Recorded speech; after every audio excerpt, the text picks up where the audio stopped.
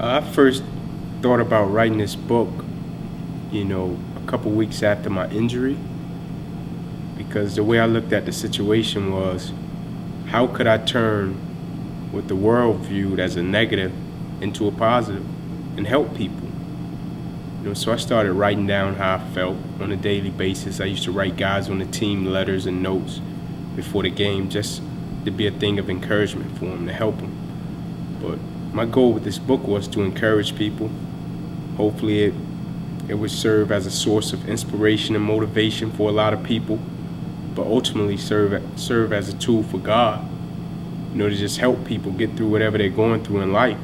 When I was writing this book, sometimes it was harder than others because I had to refer back to a lot of moments in my life. I had to refer back to a lot of things when I got injured, a lot of the situations that I was in, and they hurt mentally because I went through a lot. When I went through this injury, it took a lot out of me, because I didn't understand it at first, but because of God's grace and mercy, He helped me through it.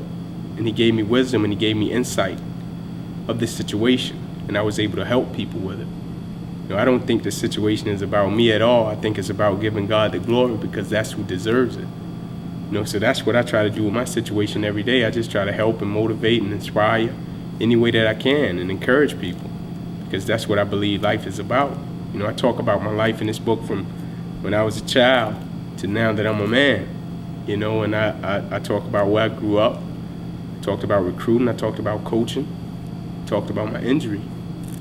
Most importantly, in the conclusion, I talked about taking a high road in life, just serving people and serving the world, to make the world a better place, because that's what I think life is about, helping people. Talk to a lot of my teammates. I got a text list that I send out every morning of about 120 people, just encouraging, inspiring, motivational texts that I send out, and out of those 120 people, like 60 or 70 of them are players that's on UT's team or play in the NFL, or my younger guys back home in Atlanta, or younger guys here in Knoxville that play high school or youth sports as well. So I try to touch them in that way, and talk to them and encourage them and be a mentor to a lot of them. And also I get to see Eric Berry play and wear, 29, so it's like I'm out there.